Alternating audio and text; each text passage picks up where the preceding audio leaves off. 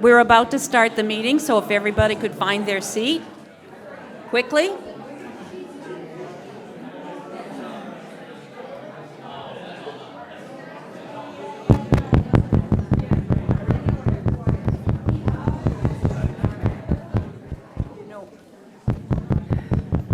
Please take your seats. Thank you.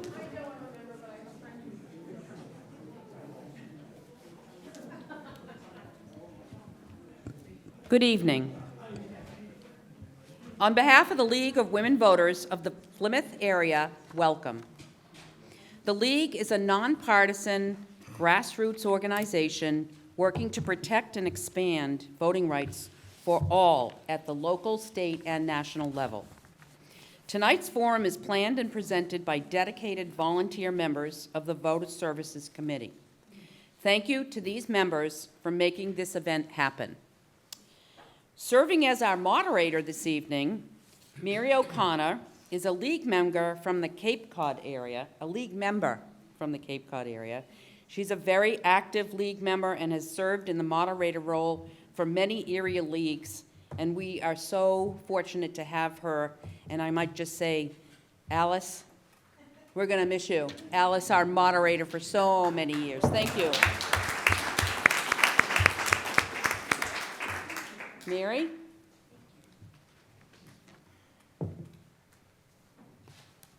Thank you very much. I am honored to be moderator for this evening. As was mentioned, I am from Eastham, and the reason for that is nobody who lives here is supposed to do it. So I came over from Eastham, and I'm happy to do that. The local scene asked us to make an announcement.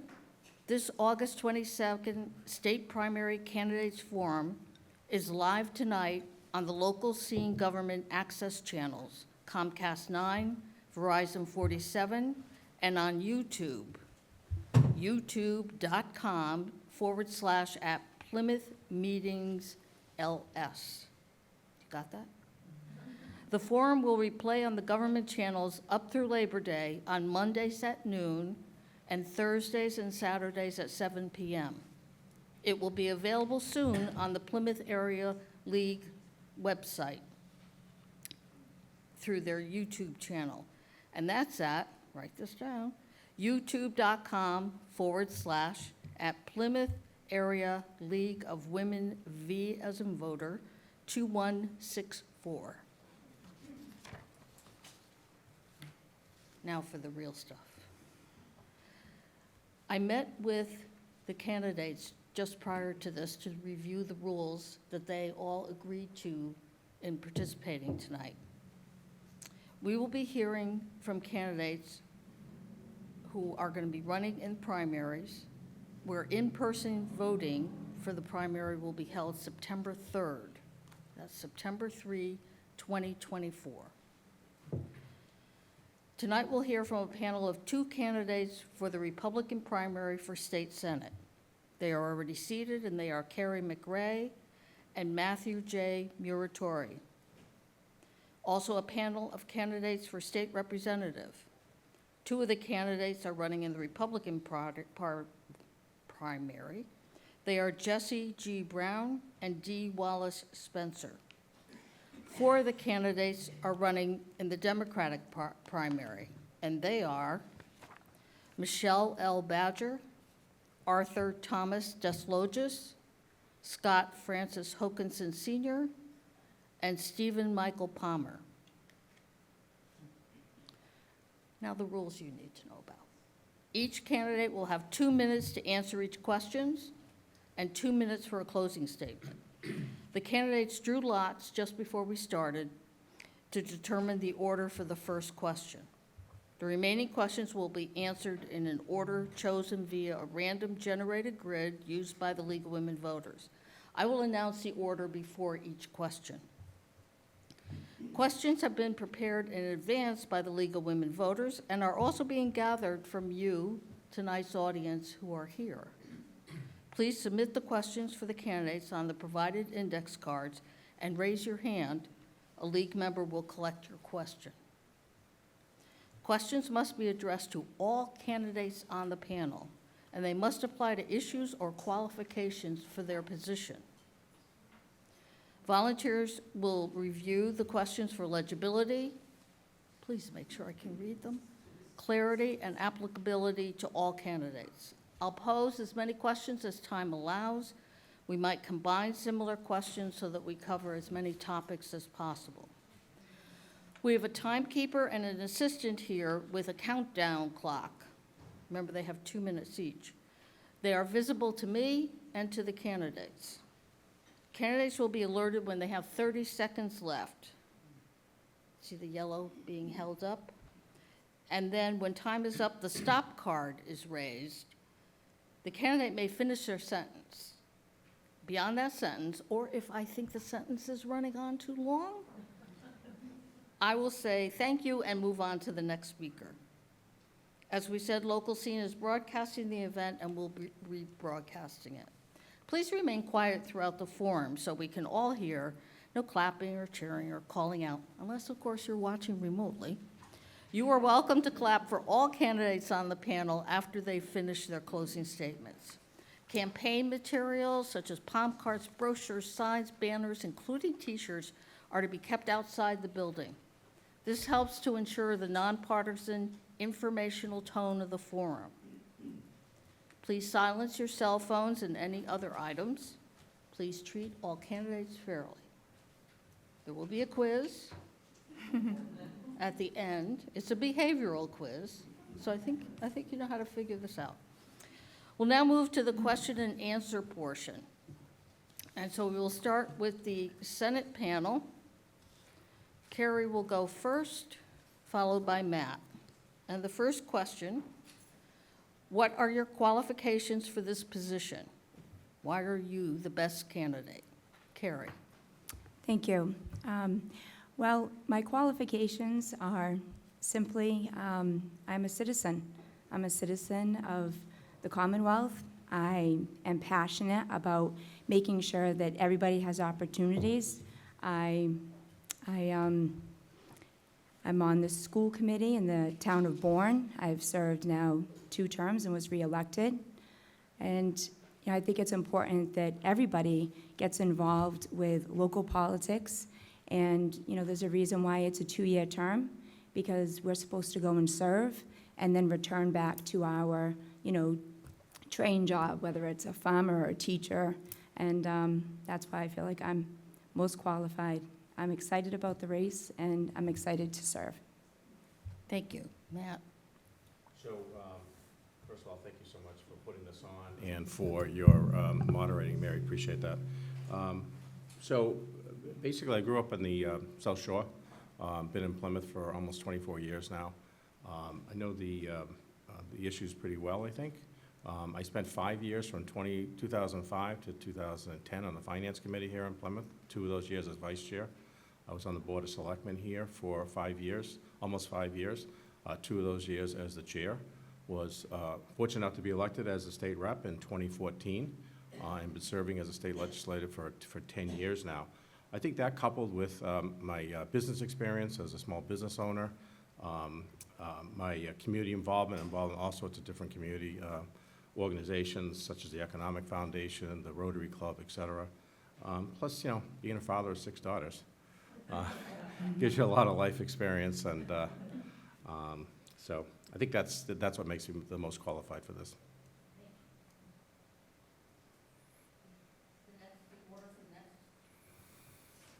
The order for the next question is Matt and then Carrie. What do you think are the top 2 issues facing your district? Matt. Yeah. The top 2, and I think they kind of go hand in hand, it's affordability and the migrant crisis. We have an affordability issue in this state, and it's, you know, we are recently ranked as the #1 place to live in Massachusetts, but one of the most expensive places to live. And we've had that issue for a while. So we really need to tackle affordability issues such as, you know, housing and groceries and insurances and, you know, things like that. But the housing is really a critical part of this whole thing. We are so behind on housing. We're about 200,000 units behind in housing here in the Commonwealth. and we need to really ramp it up to catch up with that, but we need affordable housing for seniors, workforce housing, et cetera. I think, with the migrant crisis as part of this whole thing, again, it's cost us over $1 billion, which could have gone to other programs, and particularly housing, because we have migrants that are going into housing that really are needed for people that actually live here in Massachusetts. So that's something that we really need to tackle and look at. Thank you. Carrie? Yes, I would agree. Immigration, illegal immigration is taking a lot of resources from our citizens. That is a big problem. And affordability and the housing, and all three of them link together. And I think that the biggest thing is maybe not so much that we need, maybe not so much more housing, but we need more housing that is affordable.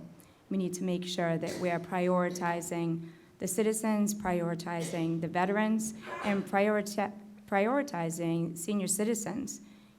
I'm knocking on doors, canvassing, and talking to a lot of senior citizens who are concerned that they're not going to be able to stay in their homes because of the high taxes and the expenses. Those are things we need to focus on. Thank you. For the next question, Carrie will go first, followed by Matt. What is your tax policy? My tax policy? Yes. Well, in Massachusetts, right, we have the name Taxachusetts. I think what we need to do is reduce taxes. One of the biggest things I think, we hear, I've been listening to people on the campaign trail say we need to roll back the sales tax rate to 5%.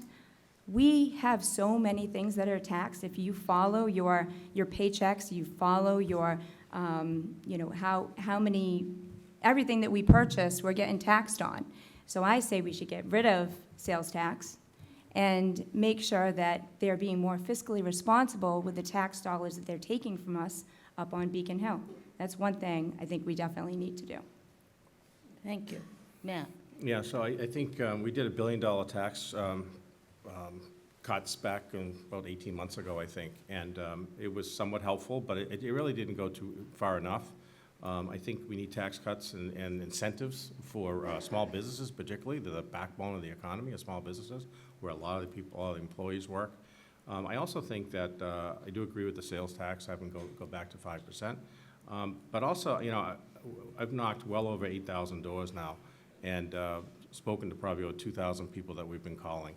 And you'd be surprised how many people, particularly older people, who have left the state or are leaving the state because they just can't afford it anymore. They can't afford the taxes. Never mind just the property taxes, but all other taxes. The millionaire's tax was something that put a lot of people over the cliff. A lot of those people, $1 million doesn't go a long way when you're retiring. So a lot of people, have moved out of state, and we're seeing the numbers decreasing. So we really need to make that a top priority, and I'll be able to work with my colleagues on both sides of the aisle to hopefully get that attained. Thank you. The next question, Matt will go first, followed by Carrie, and I am combining two questions, so answer them as you see fit. One is, how would you advocate to change the right to shelter law and why? And what are your specific plans to increase affordable housing? So the first one, the right to shelter law, we have actually, as a Republican caucus, proposed a number of times to change that. Not so much eliminate it. I don't think we ever did that part of it, because the right to shelter law was put into place back in 1983, signed by Governor Dukakis, and that was meant for families in Massachusetts that fall in tough times that needed shelter. Now it's gone to the point where it's been expanded beyond that, and you live here one day in Massachusetts and you can actually get shelter. So we've actually proposed a number of times where, maybe we need to change it to 12 months. You have to be a resident of Massachusetts for 12 months, or maybe 9 months, or maybe 6 months, or even 3 months. And every time we get turned down. But you see the governor now is starting to come around with some of those ideas now, because the shelters are overwhelmed at this point. So I think we need to continue to work on that to get that back into line as well. And with regard to housing, we just passed a housing bond bill. I think it was $5.4 billion. I think it was something like that. So there is going to be a lot of incentives in that bond bill to actually help create incentives for housing. But I do want to, the MBTA part of this whole thing that we've heard about in the past, that's something that really needs to be looked at. We've heard of Milton, we've heard of Marshfield, that are actually being, they're being targeted by the state and being sued because they're not following the MBTA rules about having more housing if you're adjacent to an MBTA station. So I think that needs to be kind of looked at as well. Thank you. Carrie?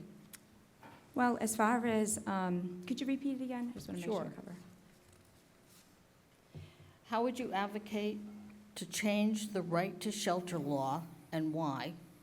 And what are your specific plans to increase affordable housing? So as far as the first part of the question, I think, we're seeing that the right to shelter law is being exploited.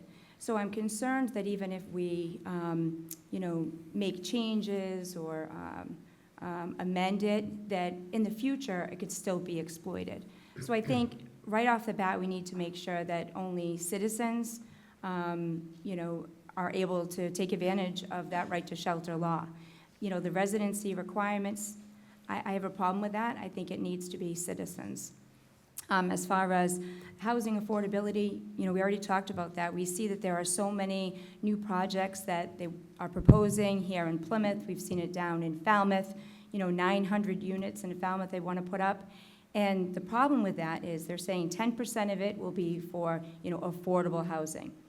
But the rest of it is at fair market value. And people cannot afford fair market value. So all of these propositions that are coming down from Beacon Hill are not addressing the fact of affordability, that people cannot afford fair market value.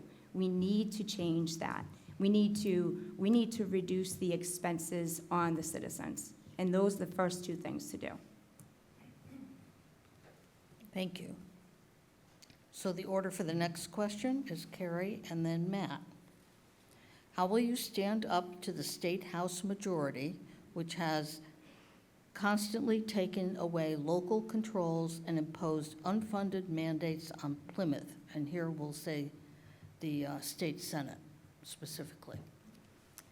Carrie. Well, for me personally, I think what we need to do is we need to be a thorn in their side and constantly push back.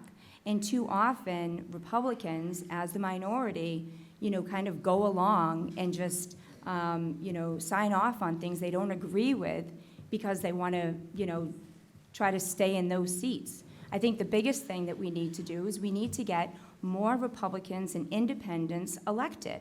That's where the issue is. And how do you do that? You support other candidates. You support others who want to get involved. You go out and you recruit people to run. When you look at over 90 seats that are held by Democrats across the Commonwealth, do not have somebody running against them, that's a problem right there. That's where we need to start, is get more people involved who are willing to step up and push back, because it is hard to get things done. I've had this conversation with Matt on a number of occasions. It's really tough. But I think the answer is to advocate and get out there and get more people to be involved. Thank you. Matt? So this race I talk a lot about is about creating a balance of power. When we had the Baker-Polito administration, we had somewhat of a balance of power. We were able to get a lot of things done. Now we've lost that. And one example, our session ended July 31st at midnight, which was really 10 a.m. the next morning, August 1st.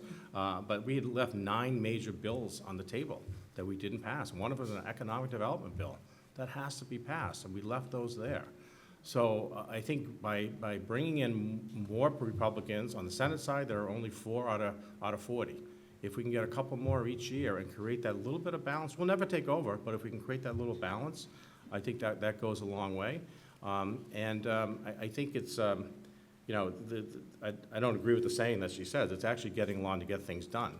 And the more you actually can work with people, whether it's your own party or on the other side, you're able to, affect change. One good example was we had a gun bill just recently, and there were a number of Democrats that actually voted against it as well, and because we were able to communicate and talk about that. So it is about getting along to get things done. Thank you. The order for the next question is Matt and then Carrie. What is your position on disclosing how you vote to your constituents? Matt, Disclosing how I vote? how you vote? Oh, transparency. Yes. I'm big on transparency. I was, in my first time being elected, I think it was 2015, there was a major public records law that we passed, and I was picked to be on the conference committee for that. There was a 6-person conference committee to work out the details. And those meetings were in public, which they're usually not. So I was really trying to push to try to have this transparency. We had a perfect opportunity in 2015 or 2016 to actually do this and have these meetings open. And that was one of the only things the majority party said, no, we're not going to do that. So I'm very big on transparency and people knowing what's happening. Thank you. Carrie? Could you read it, Pete? Yes. What is your position on disclosing how you vote to your constituents? That's actually part of my closing statement, that it's very important that we report back to the constituency and let them know not just how we vote, but how we're going to vote, and ask, how do you think I should vote?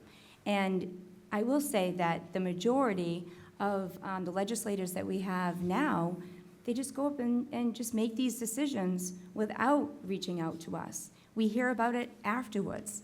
And I know if somebody like me would love to have phone calls, would love to get emails to say, we have this major bill coming up.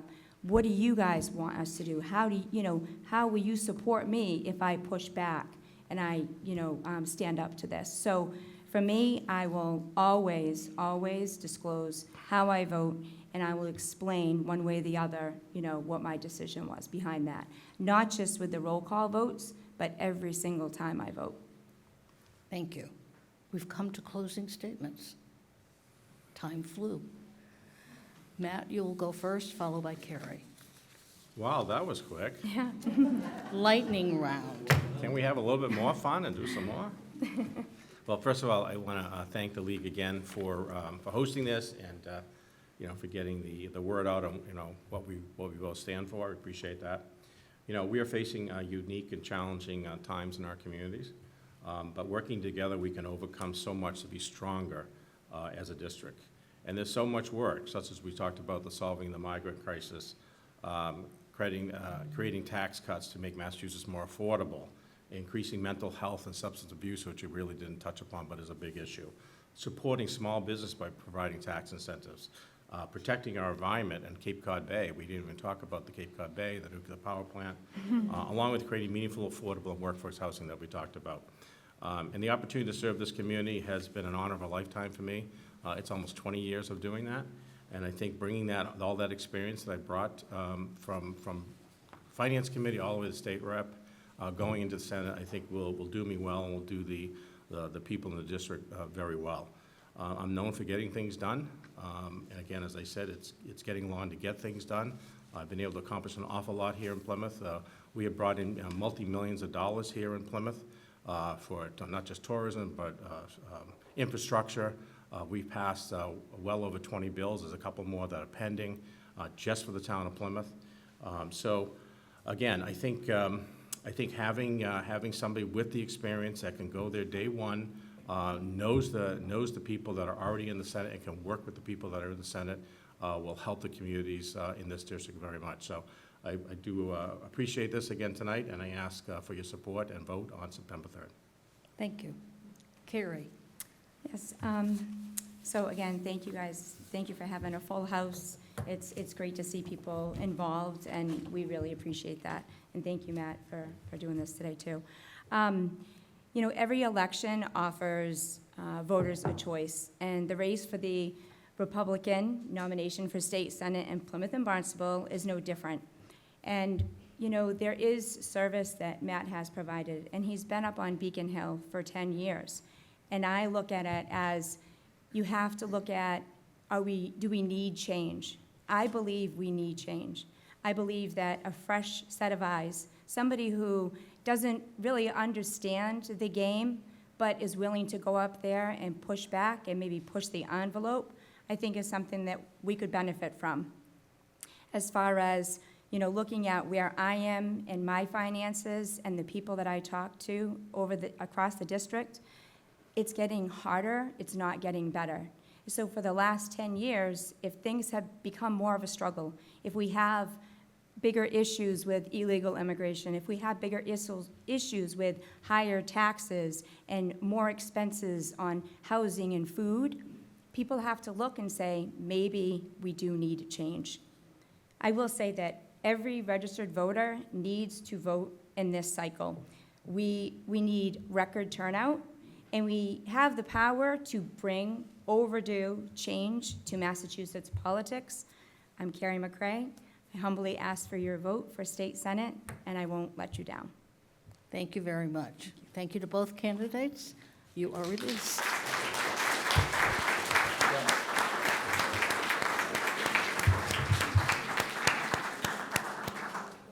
We'll take just a couple of minutes to seat the House candidates, so if all House candidates would please come up to the front.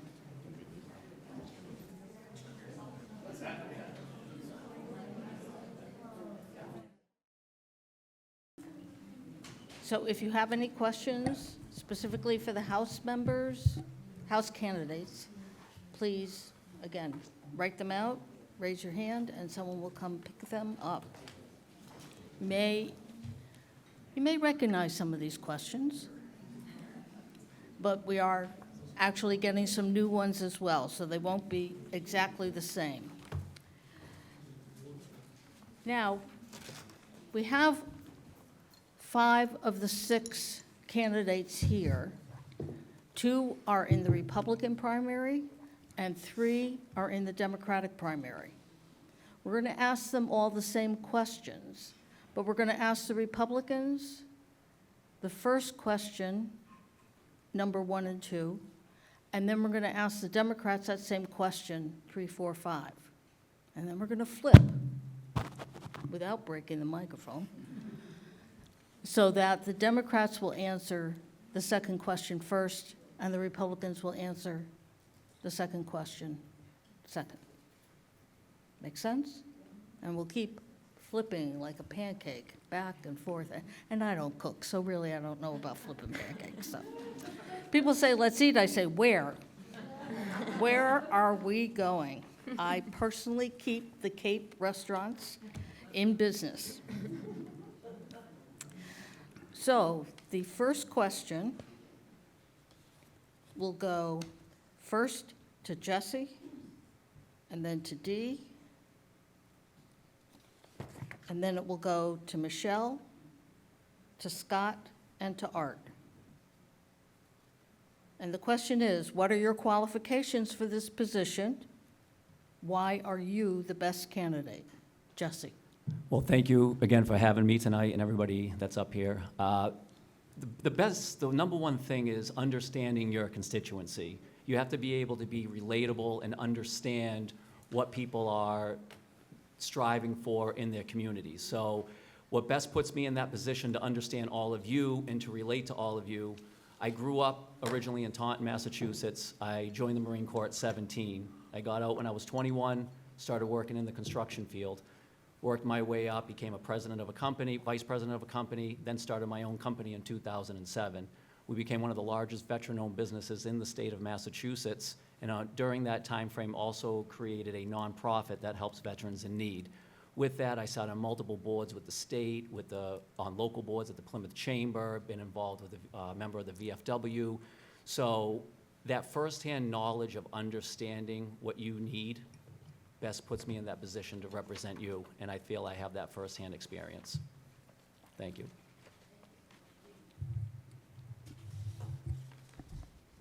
Hi, I'm Dee Wallace Spencer. Plymouth is my home. I was raised here, and I raised my family here. That's why Plymouth's priorities are my priorities. I'm running for office because I want to take care of my community, and because I want to give Plymouth a strong voice in the legislature. I have master's degrees in criminal justice and education, and I have a PhD in research and statistics. I know how to collect data, analyze data, and present compelling arguments. I'm a faculty member at Northeastern University's School of Business. I have been elected 3 times by my peers to represent them on the Faculty Senate, which oversees the policies of the entire university. I'm also a small business owner. I have served on industry boards and committees that represented the companies that built our statewide underground and above-ground infrastructure. For the past years, I've served on the Plymouth Foundation for Economic Development. Our goal is land use, small business development, and workforce training. We enhance quality of life through sound economic growth, which increases the commercial tax base and provides meaningful jobs to our residents. Finally, I am passionate about community service. I served as an elective town meeting member. I also coached youth sports for about a decade. I developed relationships with children, parents, and grandparents that continue to this day. Thank you. Michelle. Hi, everybody. I'm Michelle Badger. So what makes me qualified? You know, I have been on the school committee here in Plymouth for 13 years. I grew up here. I have a passion for Plymouth. Plymouth has been and supported me in so many ways in my last 40 years, and making it so that I can be the person I am sitting in front of you, whether it was the schools or with supportive neighbors. I have been lucky enough to have felt the love and been poured into, and this is my opportunity to pour out of and continue to pour out to Plymouth in all that I do. So 13 years on the school committee, within the first year of being on the school committee, I advocated on getting additional translation services for our parents, so that our parents knew what was happening in the classroom. We created a diversity committee. It took forever, 6 years, I think, but we finally got it, and it's doing really well right now. I established a district-wide solar plan, implemented and really fought for the funding for full-day kindergarten, construction of 2 acclaimed high schools. We revamped our elementary health education curriculum after, I think that was another couple of years of advocating. We redesigned our logo at Indian Brook to make sure that we were more culturally inclusive and sensitive. And besides that, I've worked on No Place for Hate for years. I've knocked on 5,000 doors and had probably 2,000 conversations with people about what they need and what they see their need is in Plymouth. And so I feel like I really understand what our community is thinking. And I'm somebody who grew up here. I'm somebody who lives the average life. I really can't afford to live here in Plymouth, so I know what it means to be struggling. I know what it means to pay student loans and really working very hard to continue to move yourself forward. But for me, Plymouth has done a lot for me. I know how to build coalitions, and I really believe that I have the skills that it takes to be your next state representative and be as effective as possible to bring resources back to this community. Thank you. Thank you. Scott. When Matt decided to go for the state senate, multiple people in town reached out to me. Some people sitting in this room, but multiple leaders from both sides of the aisle reached out to me. So other people thought that I had the qualifications to do this job really well. Plymouth has been great to myself and my family. I'm raising 5 children here in this town, and I run a small. Oh my goodness! Right, the poster there. If everyone else can turn That their just cost me some microphones bucks, didn't off. it? You know, so. Mary, would you like me to start again, or how do you want me to go Yes, here? So, start is that again. okay? All right. Once again, when Matt decided to run for state senate, the seat became open. Multiple people reached out to me in town, and it was a very humbling experience. As a father of 5 children, I have 4 born naturally and 1 adopted child. I have very diverse needs for those children here in town, and I've experienced a lot of different things. I have a honor roll student, and I have somebody who's got 2.5% on the neuropsych evaluation. That brings an empathy to what a lot of other people go through.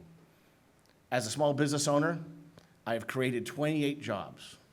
At 41, I lost my job, started a new business. 8 years later, I was named Business Person of the Year. Okay, you do that by being a good citizen in this town, by giving value to your clients, and by having really good team members that support me. I've done that, and I support them. I'm creating great jobs here in town. We are committed to equal pay. I have been, in 30 years, I've been working in health insurance, and I think that is one of the most trying challenges we have as a community today. With the Stewart Hospital crisis, I know that I would have been a resource on Beacon Hill for everybody else in the House and the Senate. I'm humbled to be here. I'm excited to be here. And as a leader in business and as a community advocate, I look forward to your vote. Thank you. Thank you. Just a note about the microphones. People in this room will be able to hear you if it's off, but people who are listening remotely, viewing remotely, will not be able to hear you. So, Art. Good evening. I am Art Desloges, and thank you for the opportunity to address the voters. I love Plymouth. That is why I step up to help chart the future of Plymouth on many town groups. I am appointed to the Town Master Plan Committee, and I am a town meeting member. My qualifications began as a Peace Corps teacher in Ghana, West Africa. I volunteered to make a difference in the world. In my career as senior corporate executive at Citibank, I led a staff of more than 1,000 people, and I learned how to get things done. I learned how to build coalitions, a critical skill to be a successful legislator. I reached out to dozens of executives in other banks to change industry protocols for the benefit of millions of consumers. Upon retirement, I lost my family to tragedy, so I dedicated myself to public service. My journey began with an internship at the State House. I did this to learn how things get done on Beacon Hill. No legislator is an expert in every issue. They must have partners that actually write the legislation of tomorrow. I have spent years developing these partners. I'm a member of the Massachusetts legislative team at the League of Women Voters. I'm on the executive committee of the Sierra Club. I have worked on many legislative efforts with them. And proudly, I have developed a core of town meeting members, more than 20 of whom have endorsed me. I will work with them to build the legislative solutions and issues that confront Plymouth. I have talked and listened to more than 10,000 voters face to face. I have heard your concerns, and I will bring those concerns to Beacon Hill. Thank you. Thank you. And Art, you are up for the next question first. Is there one issue you care particularly passionately about? What fuels that passion?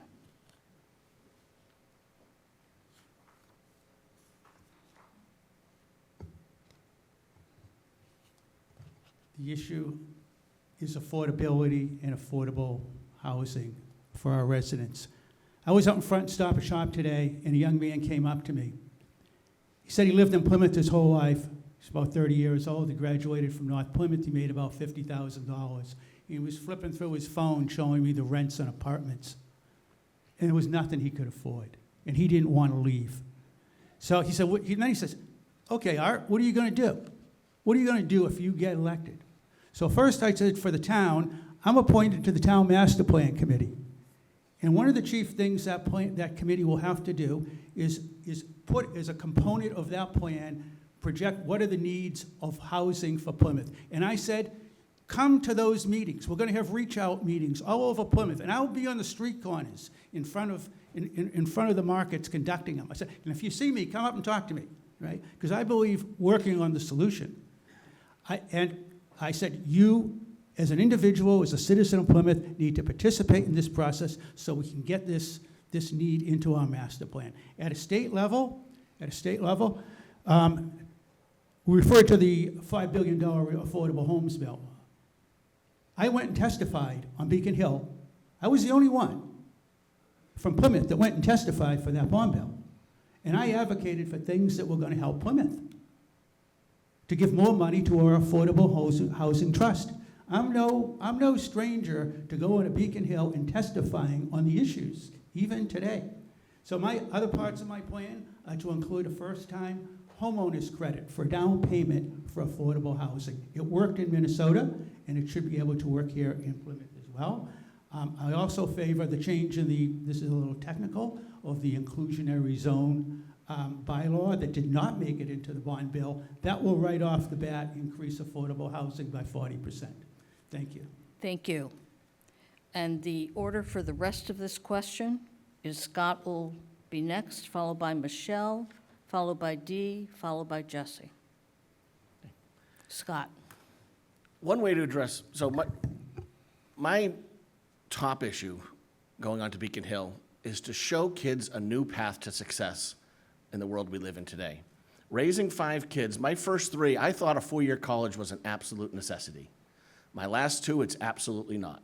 I have 1,100 clients, and a lot of them in the trades and are making a lot more money than people coming out with college degrees. One of the reasons why Plymouth's not affordable to people making $50,000 a year, because they have $800 a month college bills.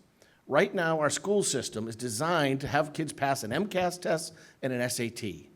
We got to prepare them for life.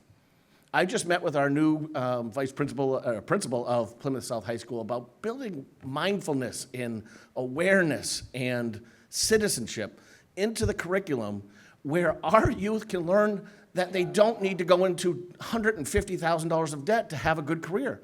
We have free tuition here at Quincy College. They can take 2 or 3 years to figure out what they want to do in life at Quincy College and then go decide what to do. Or they get jobs at places like my office and get trained by talented people and get amazing careers. One of my favorite stories is Map Academy. They had a team of 10 kids come over to our office, and they wanted to learn about careers at Braybo. They asked the 3 people that met with them from my office how they found their jobs. One of the young women was working at Dunkin' Donuts, and she was the nicest person that one of my colleagues worked with. It's 3 years later, she's gotten 4 promotions, or 4 raises, and just received a promotion. She showed up, she worked hard, and she learned, and she went from Dunkin' Donuts to buying her first house. That's what I do. Thank you. Michelle? My biggest issue, I'd say the biggest issue for me is affordability in housing, and I think we're going to hear that over and over, and we heard it earlier tonight. But Plymouth isn't affordable, and most of the South Shore isn't. The average home is $617,000. How do you afford that? And what is affordable depends on who you are and what you make and where you want to live. And so there's a lot of different pieces and, a lot of different things to take into consideration when talking about what affordability is. But we need to make it more affordable for young people and seniors and everyone in between to live in their home. I want Plymouth people to be able to live here and thrive through every stage of their lives. What does that mean? That means we look at how we make it easier for first-time home buyers to buy homes. How do we do that? I took one of those first-time home buyer classes myself. They're great, they're helpful. Can I afford to buy a house? No. Maybe in a year, who knows? But we need to focus on that. We need to look, I think the act relative to affordable housing, which was the $5.4 billion bond bill that just went through, stuff like that is going to help us, and we need to continue to invest. That is going to create more housing opportunities for people. It's going to give us a chance to increase homes at all levels. And I think looking at that master planning in Plymouth, I'm so excited about that. I know when it first came to the school committee, I really wanted to appoint myself, but I didn't as chair.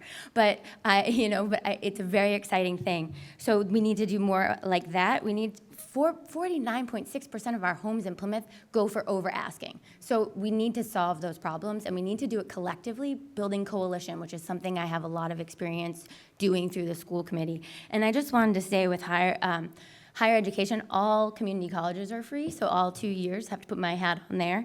And it is important to our school district. We have a really great CCTE program, and so making sure that we are educating for all outcomes is important. Thank you. Dee? Thank you. I really believe that leadership is about taking care of the people that elect you. And I don't believe that our government is taking care of the people that elect them right now. I am running because I would like to bring priority back to the people that we represent. Our legislature is not prioritizing its citizens. It's not prioritizing its public safety, its educators, its public service. It's spending far too much money taking care of people who come here illegally. I don't blame people for wanting to be here. I would want to be here if someone was going to take care of me as well. But my job is to take care of you.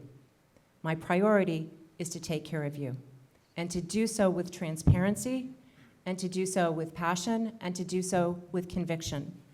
I want all of the kids that I coached when they were little, who are now employees in Plymouth, to be taken care of. Part of our affordability problems comes from the fact that Massachusetts is not prioritizing its residents. Thank you. Jesse? Massachusetts is one of the most expensive states to live in the nation. To live comfortably, you have to make $116,000 as a single person, and as a family, you need to make $301,000 to live here in Massachusetts. As we heard earlier, the average cost of a home is over $600,000. How do our young people, our seniors, even stay in their homes when their property taxes are rising? Personally, myself, I got my property tax bill, $264 it added per month. How does a senior citizen on a fixed income survive on that? They cannot. We have taxes here in Massachusetts. We can name them down the list: property, sales, income, excise, gas, estate, inheritance taxes, meals tax, toll tax, room occupancy tax. Can we not drop some of those? We're not asking for a lot. It's always take, but what are we getting for it? The affordability issue is huge in this state. We can't live here. Nobody can. So the passion that I would have is to take care of that issue as much as possible. And to do that, one of the things we can do is to roll back the sales tax, as we heard earlier, to 5%. We can drop the gas tax. We see what will happen when we drop the gas tax on that. We're going to have pay by mile. We're always going to get taxed in some way. So being up there, I will fight for all of you to keep those taxes acceptable. We need taxes. We have to have taxes, but I will, number one, I will oppose any toll taxes too on top of that, because we just can't survive off of this anymore. Thank you. Thank you. For the next question, the order will be Jesse, Dee, Scott, Michelle, and Art. Jesse, what strategy do you support to protect Plymouth's aquifer? So I'm a big supporter of the blue economy. I think there's a big aspect to bring the environment and capitalize off the environment at the same time. Now, for the aquifer aspect, we need to protect that as much as possible. Plymouth is becoming overdeveloped. It is overdeveloped right now, and we continue to do that. We have sand mining going on. We have multiple things that hurt our environment. Being with the blue economy aspect, there's an aquaculture that we can put there. We can create more jobs with that. We have tourism that we need to capitalize off of. We live on one of the biggest coastlines here in the state of Massachusetts, and we have to be able to protect that as much as possible. Thank you. Dee. One of the biggest threats to our aquifer is actually septic systems. My goal is to take care of the aquifer by protecting the development. We have access to town water that needs to be expanded. We have infrastructure issues that need to be taken care of so that we can protect the aquifer. We have a lot of water under us, but we have problems transporting it. And unless we take care of the infrastructure, we will have more problems transporting it and more problems with septic systems. Thank you. Scott. When a member of the planning board passed away, once again, I was asked to join that board and was chosen by that board to go. And I had an incredible opportunity to learn a lot, like from some people in this room, on protecting our aquifer. It was a fascinating and just alarming experience about how important that is. And I think the number one priority that we have to manage is the 40B developments that don't care about our aquifer. Wall Street investing in our town is not on housing, and charging the max rents they can is not a positive for Plymouth. So I think managing the overdevelopment through those 40B programs, we need to start that conversation at the State House again about adjusting those and giving the town more rights. I think building a land bank, charging people that are moving out of town a fee on the selling of their homes, would then give the town the ability to buy land like the Benny's Plaza. I was at the Cottage Park were the passionate members of North Plymouth. They're not in my district, but it was just fascinating to listen to them, and it was very clear that what was being proposed was not in their interest. And the beautiful thing is, that wouldn't have passed. It wouldn't have gotten through town meeting. And we had the power to stop it, and the citizens had the power to stop it. Right now, we don't have the power to stop the 40Bs, and we need to do more work to change those laws on Beacon Hill so we can protect our aquifer. Thank you. Thank you. Michelle? Put your microphone. Sorry, forgot to do it again, sorry.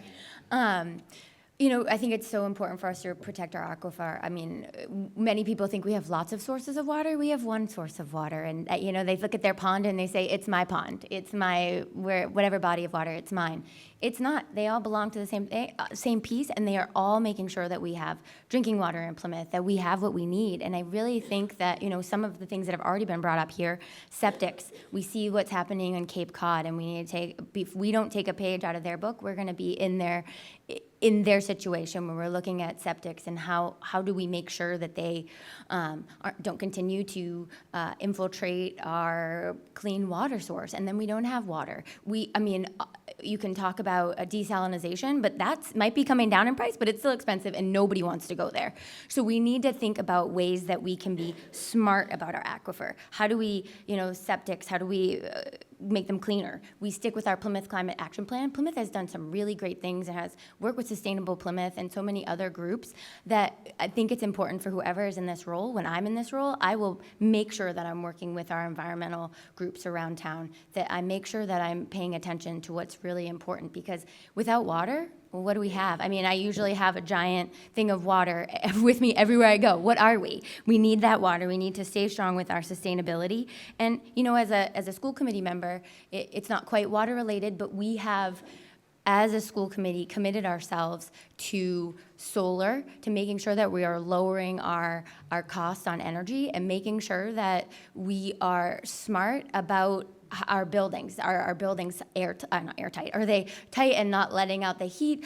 That we are doing our least impact on our environment, are really doing what we need to do to ensure that our buildings are as LEED certified as possible.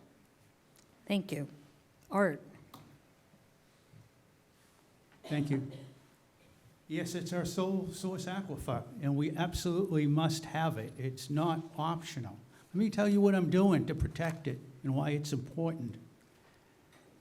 I met with the late Malcolm McGregor, and he impressed upon me so much the need to keep our forest intact, because it protects the topsoil, and it prevents the sand from getting destroyed, which is the necessary filter to that aquifer. This was just so important to me. Sand mining. Sand mining also destroys part of the filtration system to the aquifer. I'm not here to talk about policy. I was on the Capitol steps 2 days ago at a press conference delivering a petition to the governor with the Land and Water Coalition, telling her to spend more attention to the regulation of sand mining that is harmful to our environment. I'm a member of the Climate Net Action Zero Committee in the town.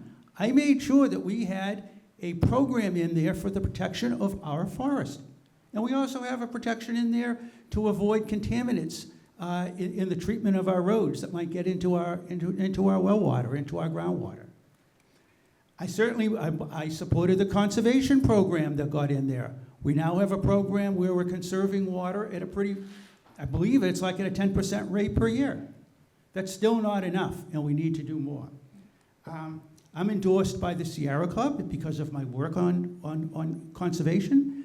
And just today, I got the endorsement of the Clean Water Coalition, which is the gold standard for conserving water in aquifer in Massachusetts. So, thank you.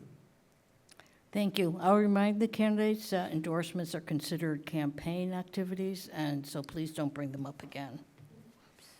The responses for the next question, the order will be Art, Michelle, Scott, Dee, and Jesse. What is your plan to implement truly affordable housing in Massachusetts?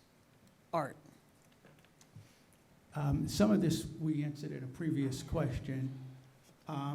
In addition to the town master plan working of what can be done in Plymouth, at a state level, the bond bill had several measures, and I do have a plan. The first one is to change the inclusionary zoning bylaws. Because the way it works is right now only 10% of new developments go into inclusionary zone, get affordable designation. That would change it and it would increase it by 40% right away. The second thing I would do what the Vice President Contender has done in his state. That is a down payment program for affordable housing. So if a house is middle market, it gets down payment assistance through a federal program. This is work to increase demand, supply, which in turn helps supply in that area. And the third thing I do is have a consultative type loan program that people who cannot afford a first-time home can work their way through knowledge of how I can apply and get a loan so that I can further apply for this, for housing. Thanks. Thank you. Michelle? So, I didn't, sorry. Okay, so for me, I already mentioned a lot of things that I would kind of do, but for me, it's thinking creatively. I've always thought creatively about what solutions are to problems on the school committee and No Place for Hate and Fragment Society and anything that I'm on. How do we solve this problem creatively? And for me, it's always about getting people into the room, making sure that we have the people who are experiencing the issues, who are firsthand knowledge and maybe knowledge of the housing issues that we have. That I'm never going to say I know more about anything than anybody else. You know, I'm not a master of everything. I don't have that knowledge of everything, and I think that's important for all of us to say. But we know what we know. You know, I know higher education. That is my thing. I know K through 12 from my 13 years on the school committee. But for me, it was bringing people together. We need to look at how we continue to help seniors stay in their homes. It's not just about our first-time home buyers, which, yes, I think that's important, that we're looking at ways to allow them to be in their homes, and to buy and purchase homes and have affordable rent. But the bigger piece is our seniors. So how are our seniors staying? We have our work-off program that I know a lot of people take advantage of. Is there a way we can increase that? Are there other creative solutions to this problem that we can make sure our seniors can stay in their homes? I think it's also important that we look that our rate of affordable housing is based off of Boston. That's crazy. We're not Boston, so we need to look and say, okay, we need to advocate to get that rate based off of Plymouth, based off the South Shore. What does that look like for us? And so that needs to be an advocating point. But for me, it's always been about bringing people together and my research. I'm a learner, I'm an asker of questions, and that is something that anybody who's worked with me on anything can tell you. It's all about making sure that I have all the information so we know the intended consequences, the unintended consequences, because many times that happens and you just don't know. Thank you. Thank you. Scott? Very proud of the fact that I'm chair of the Chamber of Commerce currently, and we supported the accessory dwelling units in a past town meeting. And one of the examples of how that works is recently there was a $500,000 split level ranch that got listed.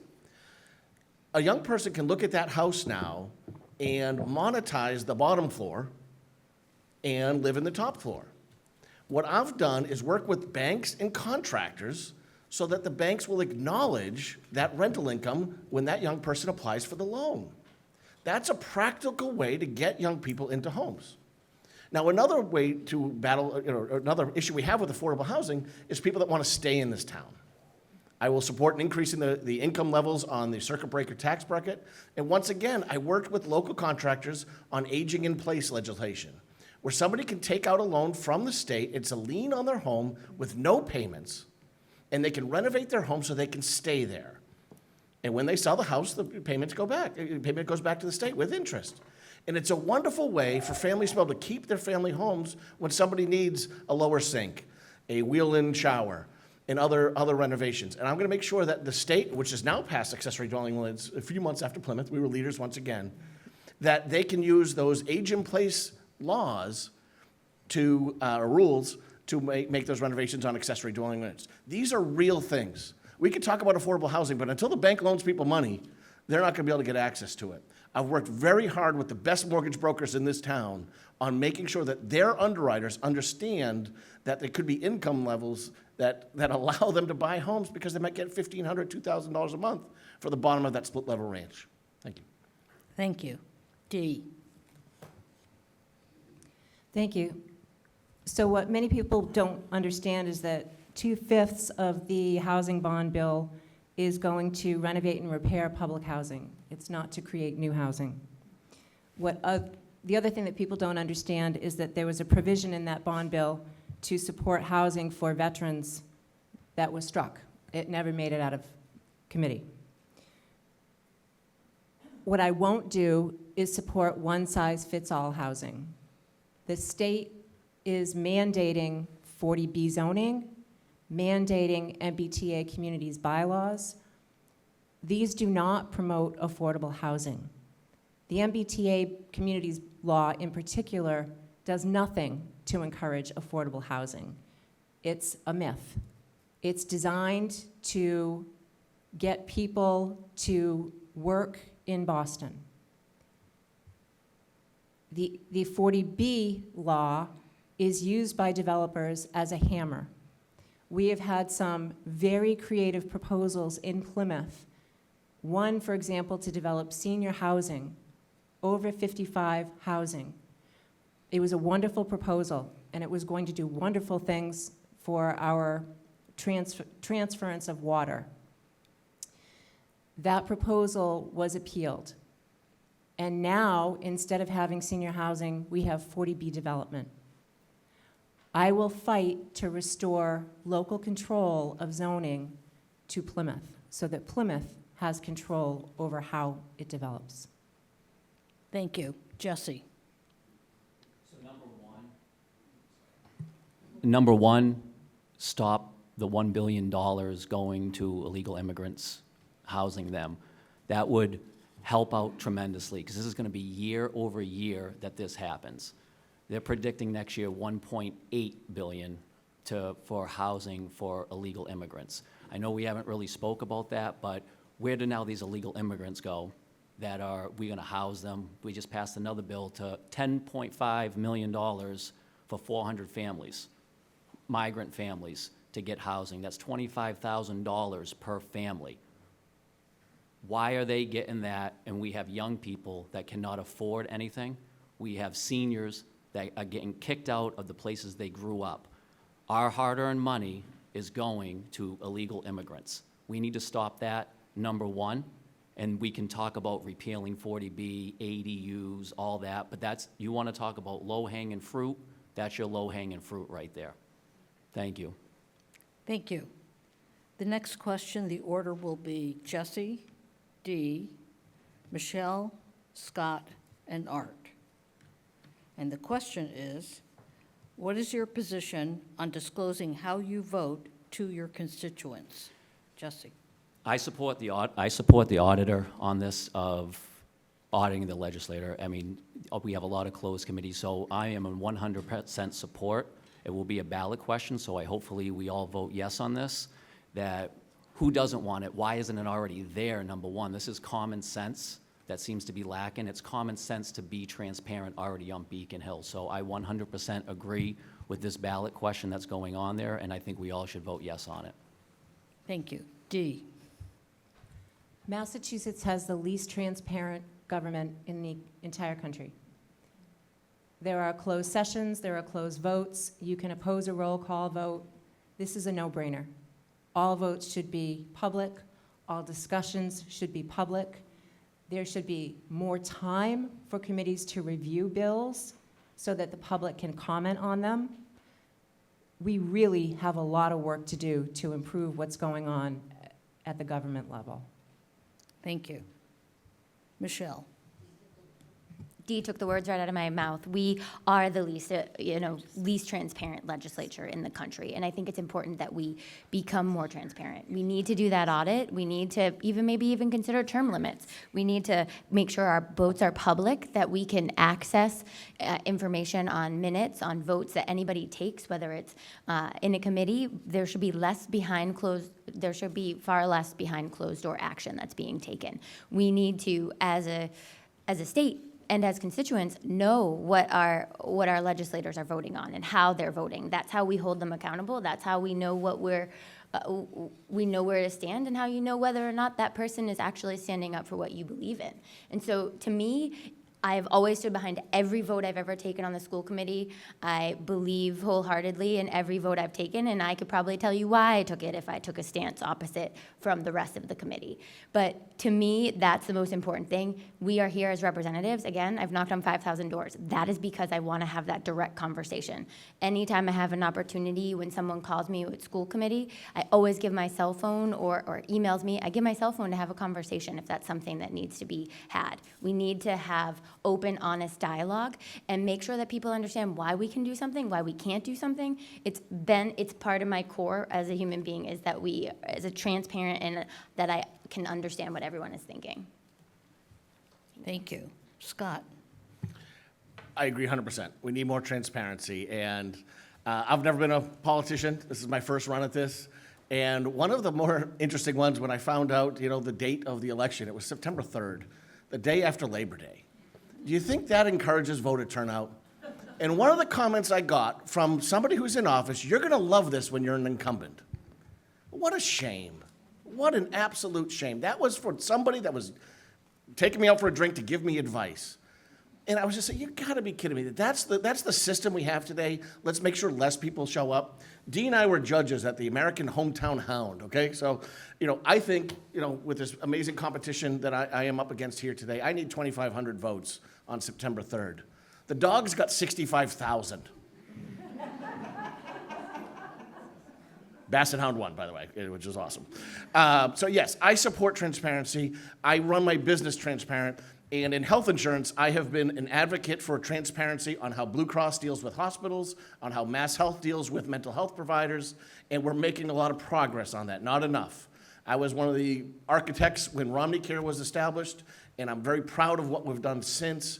We have increased, we have made so much progress on that. When I started selling health insurance, a same-sex couple couldn't be covered on health insurance.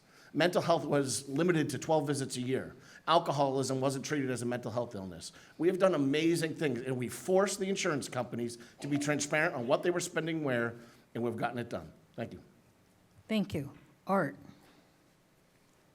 Transparency in a political position is extremely important. And you have to know what your legislator thinks and votes and why. I went to the state convention. I went to the Democratic State Convention. I'm the only candidate here that went to it. And I stood right in front of Deanna DeZuglio, who was collecting petition signatures to get that transparency item on the ballot. And she handed me a pen, and I signed the petition. I'm going to tell you what I'm doing to solve these problems. I'm a town meeting member here.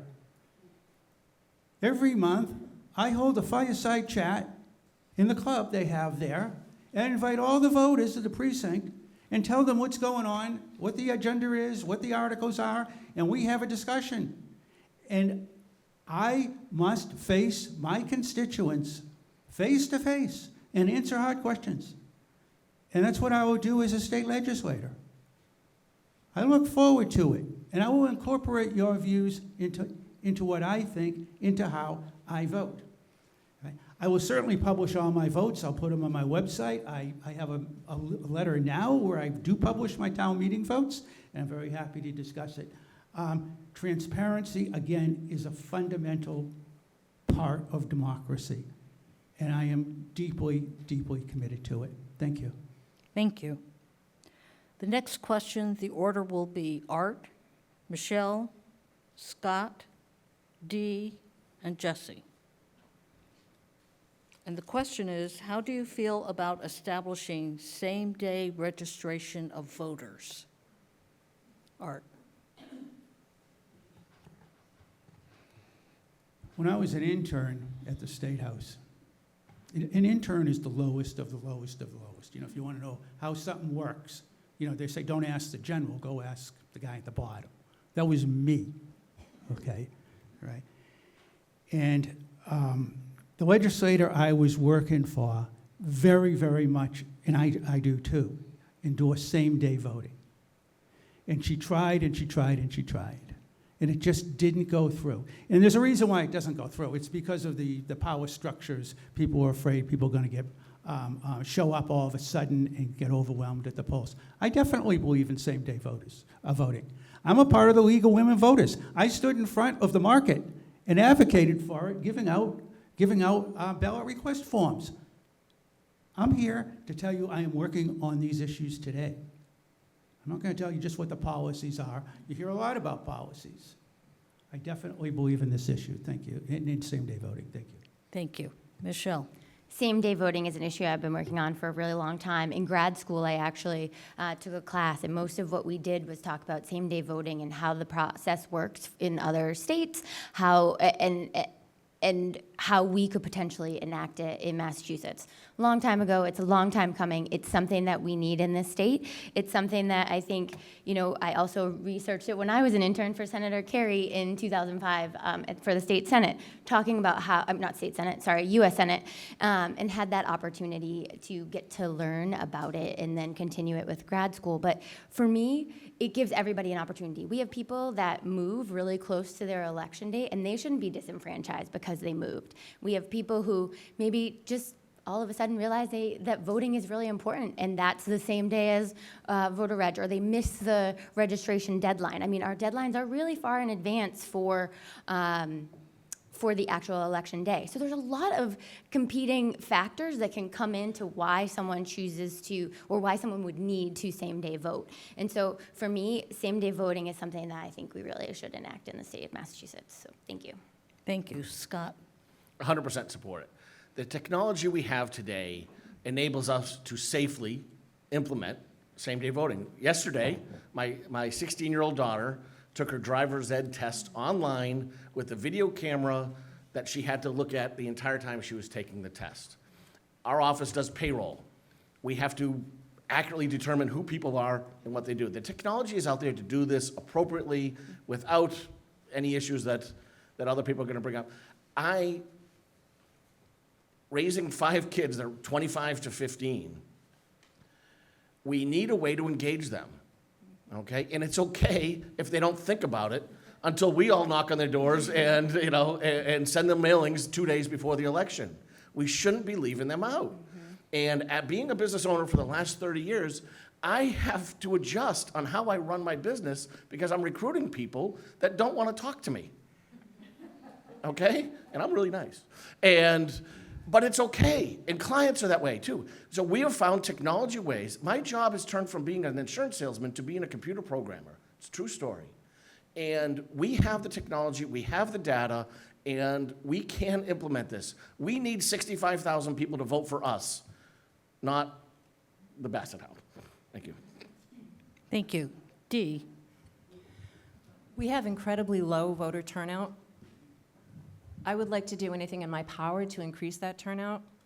And if it were possible to guarantee the efficiency and the integrity of same-day voting, I would support it. I have 2 fears. First is that it would overwhelm our volunteers and our town clerk. Second, that it would enable voter fraud. There's no plan in front of me that can assure this can be done efficiently or effectively. And I can't support something if I don't have the details in front of me. Thank you. Jesse? How many ways do we need to vote? We have mail-in voting, early voting, and we can go vote on the day. I completely oppose same-day voting. There's so many options available right now. Maybe if we take away, I'll have a conversation, if we take away the mail-in ballots and the early voting, then we all can vote on the same day anyway. Thank you. Thank you. The order for the next question will be Jesse, Dee, Scott, Michelle, and Art. And the question is, if we get rid of the sales tax, how do we pay for services? Jesse? I can give you one example. It takes almost $700,000 to build a mile of road. Maybe New Hampshire, you spend around $250,000. We have to look how to cut costs. We have plenty of things that we have up at the State House right now, a lot of redundancies that we can take away, but we have to reduce costs. Everybody does it. If you can't afford something right now, you cut your own costs. Government can do the same thing. This isn't rocket science, ladies and gentlemen. It's very simple. We can make it happen. I mean, we hear that, oh, if we roll back the sales tax, we're not going to have money for our first responders. But yet these same people wanted to defund the police. So I don't understand that aspect right there, but that's okay. But we're going to do that, I reduce costs and redundancies that are in state government. Thank you. Dee? For starters, we should incentivize business growth because that would bring in more revenues. Second, we should stop penalizing people for their success by taxing them unfairly. Then they'll stop leaving the state. Third, we need to prioritize what we spend our money on. Right now, Beacon Hill spends its money foolishly, and it spends it on wants instead of needs. Thank you. Scott? Well, I think that a sales tax kind of is a leveling factor, that people that make more money pay more in taxes than people that make less money, and it's their choice to do so. So I don't know if I support getting rid of it entirely.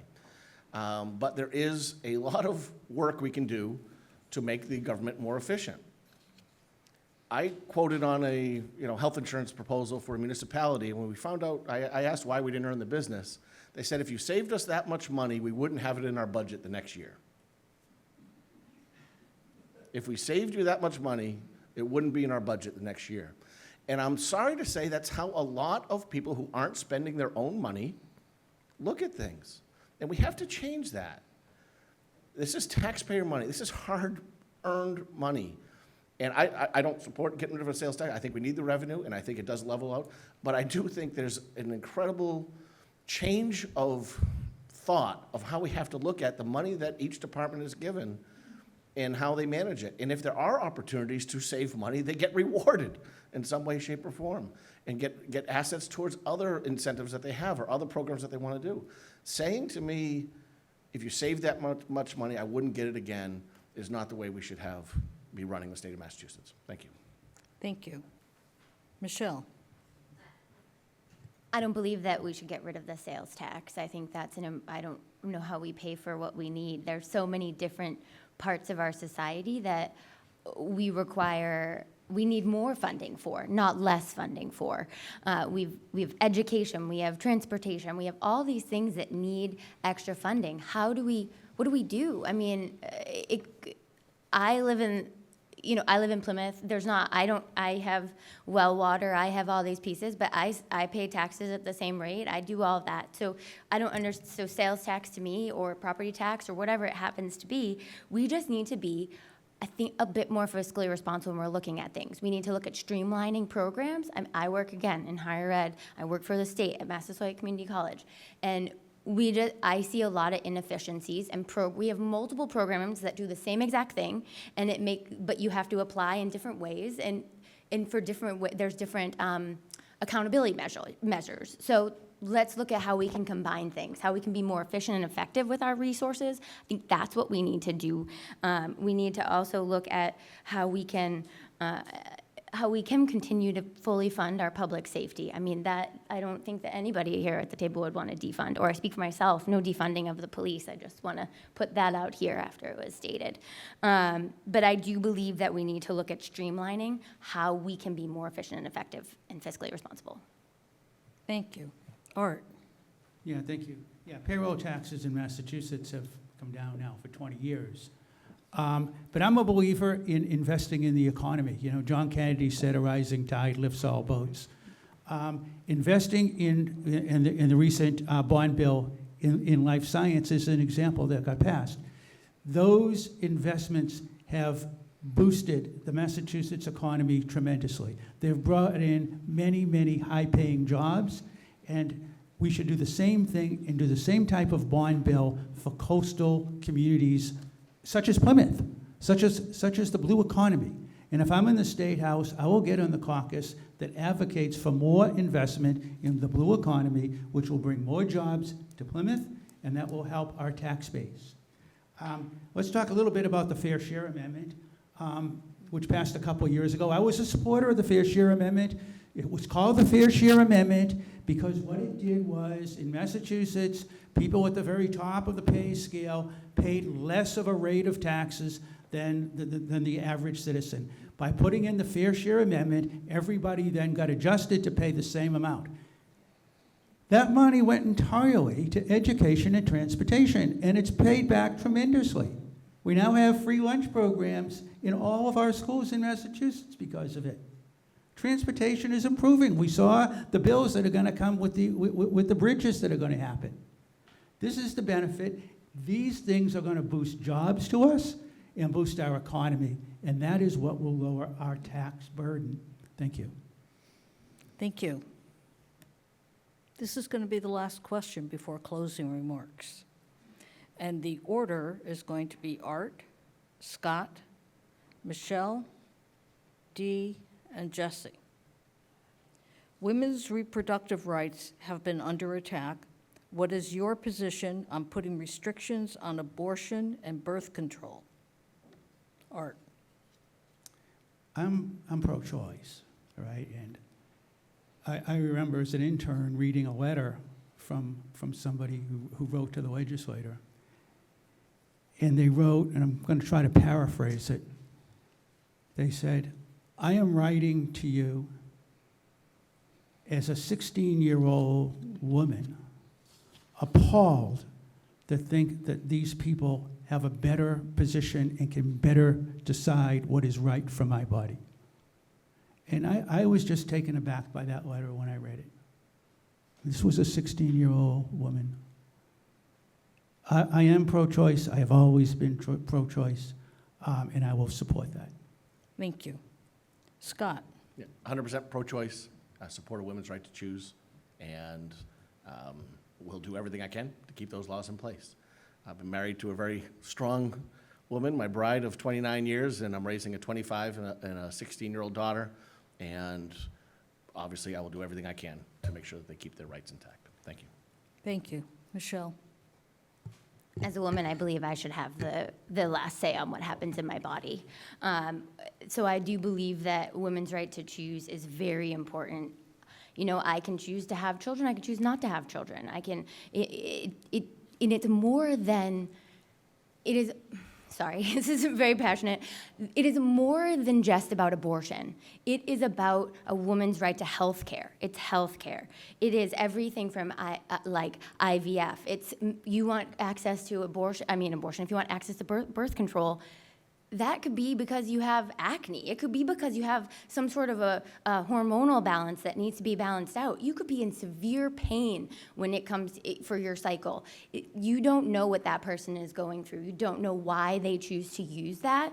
And so to take that away from somebody and to not allow them to be a part of society, because they're in such pain, they can't go to work, they can't participate because they don't have access to those birth control pills that really do help them.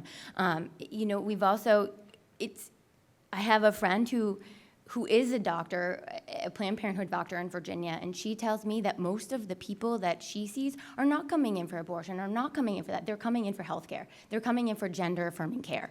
And that is what I think we all just deserve, that respect, that everybody gets to say that this is my body. I'm not going to tell Scott what to do with his body, and I don't want anybody to tell me what to do with my body. So I 100% am pro-choice, and I believe that we need to leave that decision up to that individual. Thank you. Thank you. Dee. So my opinion is colored by personal experience. When I was pregnant with my second child, I was told that he could be born with severe birth defects, that he may be stillborn.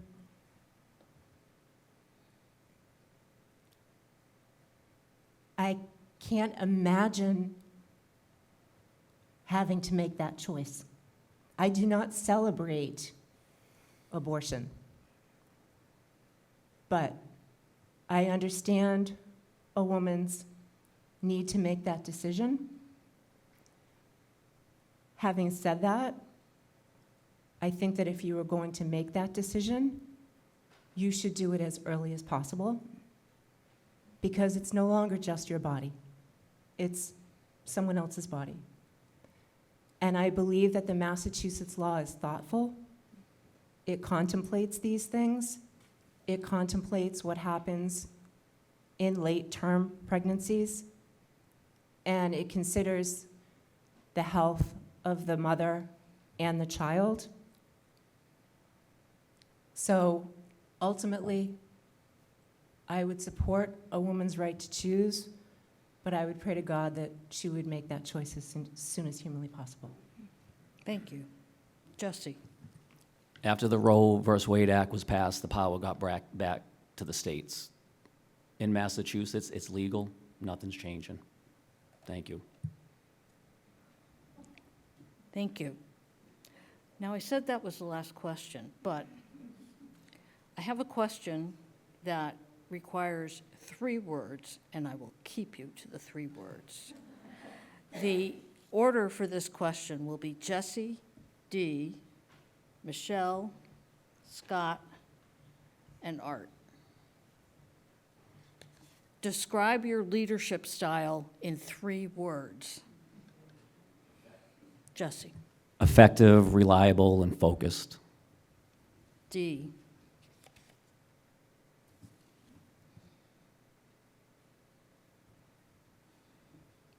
Tough, supportive, demanding. Thank you. Michelle. Funny. Collaborative, supportive, and I don't want to steal your other word because high standards. Thank you. Scott. Kind, informed, and accomplished. Thank you. Art. Visionary, unifying, and responsible. Thank you.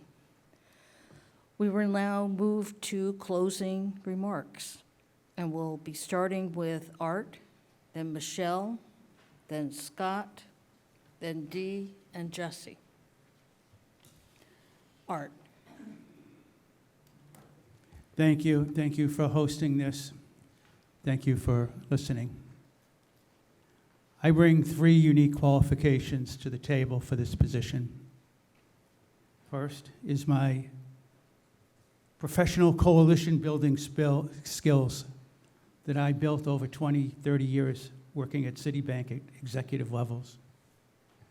Second is my on-the-ground legislative experience in partnerships with groups that are currently and will make the legislation of tomorrow, where I worked hand in hand with them for years building trust. And third is I have a resource plan. I will work full-time at the legislature, and with my legislative salary, I will hire additional aides at my expense to work on issues impacting Plymouth. My journey to serve derives from justice. My son felt socially excluded as an adolescent. He turned to drugs and died of a heroin overdose shortly after his college graduation. My wife died several years later. I was devastated that my family was gone. But all this tragedy gave me a North Star, so I dedicated myself to public service. I remember after the death of my son, my wife told me, Art, you know how to get things done. Bring justice to Tommy's death. Stop the stigma and the shame of asking for help, and by extension, justice to all those who want an affordable home, justice for all those who want a higher education, justice for all those who want a planet their children can live on. My message is a message of justice. That's why I'm running, and that's why I'm asking for your vote. Thank you. Thank you. Michelle. Thank you to the Plymouth League of Plymouth Area League of Women Voters and Local Scene for hosting this event this evening, and everybody here, and the candidates as well for joining. I'm Michelle Badger, and I'm running to be your next state representative for the 1st Plymouth District. I grew up here in Plymouth, went through Plymouth Public Schools, graduated from Plymouth South High School, and in 2006, I graduated from Sweetbriar College.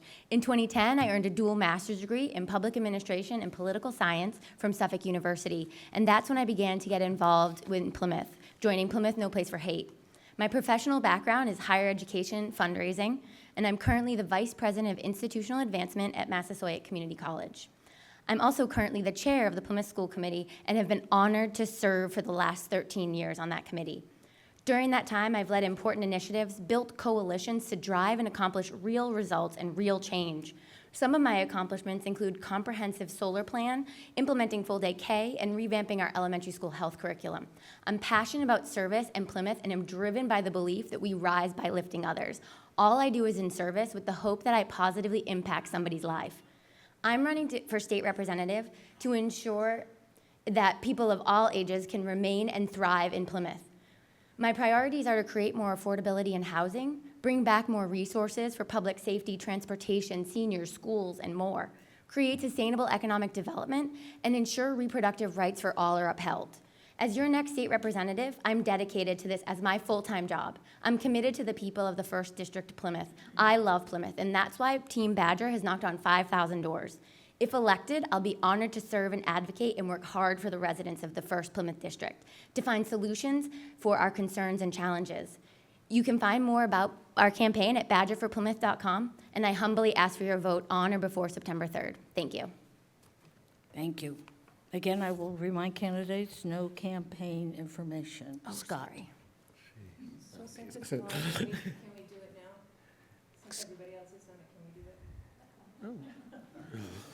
Oh, we're good. They'll I find you. just- They can Google you, Dee. I just heard one person do it, and I have made the announcement, so let's continue. Scott.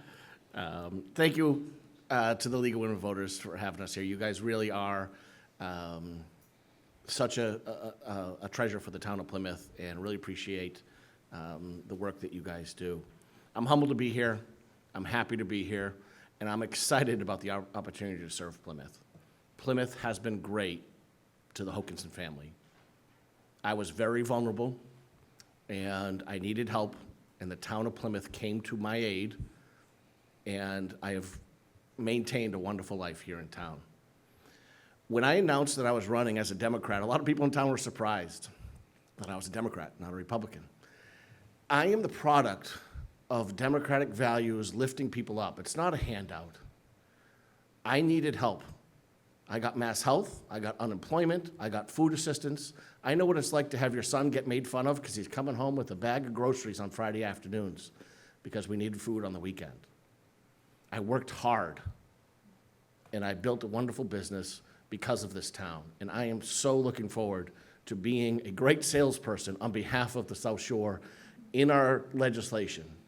And I think that's what we have to look at here. I think for the Democrats in the room, I think I am uniquely positioned to win the general election.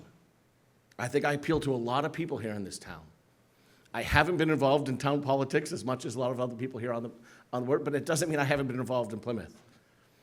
My company has supported just about every charity here in town. I'm raising 5 kids who have very different needs, and that has given me a unique perspective that I hope to bring to the State House with empathy, with inclusion, and with excitement. And I look forward to being your next state rep. Thank you. Thank you. Dee.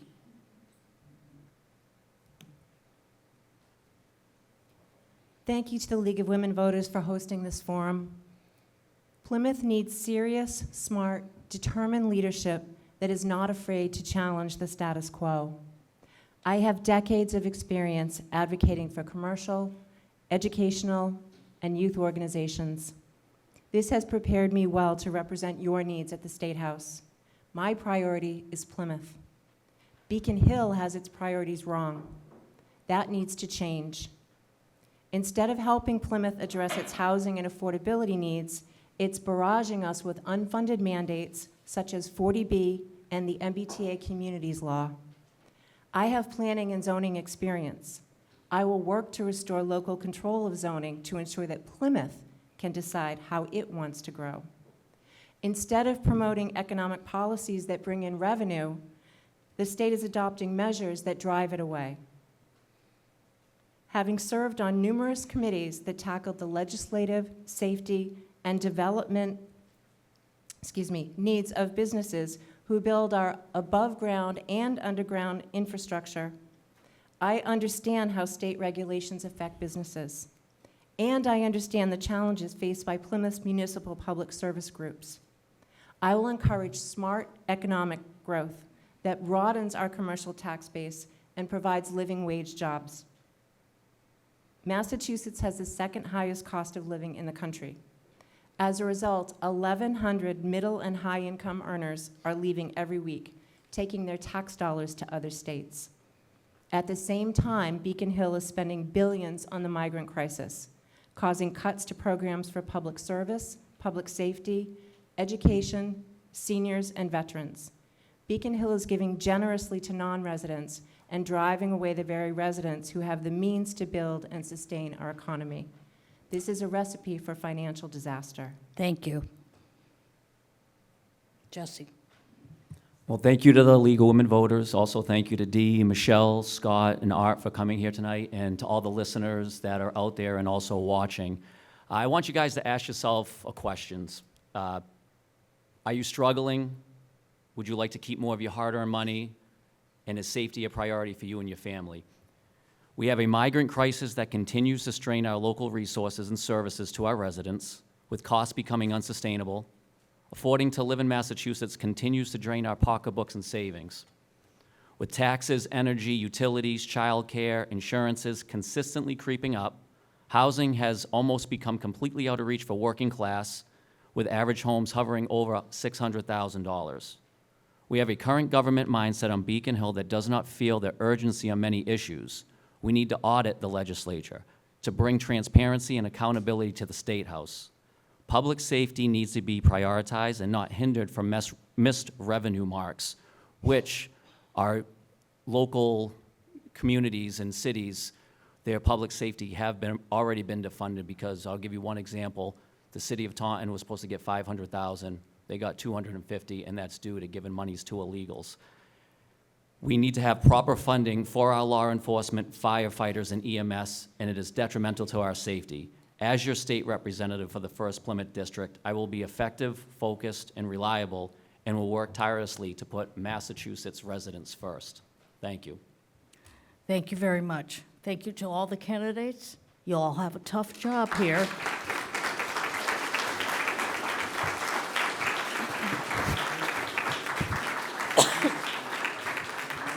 And thank you to the audience. P.S. You passed the quiz. And now we'll turn it back over to Kate.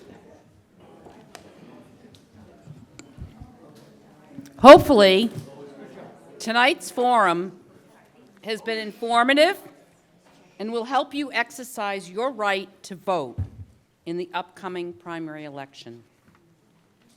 The League is grateful for all of the participants in the audience in tonight's forum. We are so appreciative of the candidates coming before us and citizens alike, as well as our moderator, Mary O'Connor. Hopefully this is the first night of a new relationship. Once the primary election results are available, our Voter Services Committee will be organizing a forum for the general election on Tuesday, November 5th. Please? No, that's the general election. We'll be organizing a forum for that general election. Please reserve the date of Thursday, October 24th, here in the Great Hall at 7 p.m. to join us for our next forum. Please be sure to complete the survey about this forum. Thank you. Go forth and make your vote count.